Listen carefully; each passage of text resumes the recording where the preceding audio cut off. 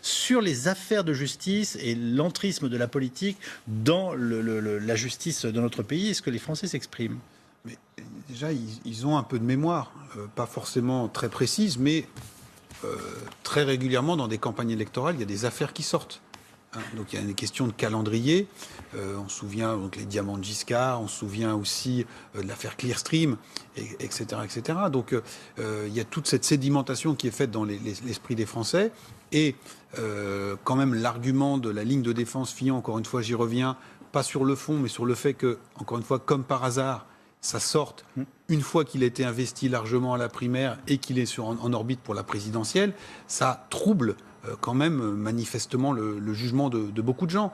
Après, il y a quelques jours, on a eu une nouvelle affaire impliquant maintenant l'ex-ministre de l'Intérieur, Monsieur Leroux, et donc on apprend que, et c'est pas illégal, une centaine de députés ont employé des proches, et donc que se dit le grand public, et à mon avis ça se lit dans les chiffres qui sont les vôtres, eh bien que quand on cherche, on trouve.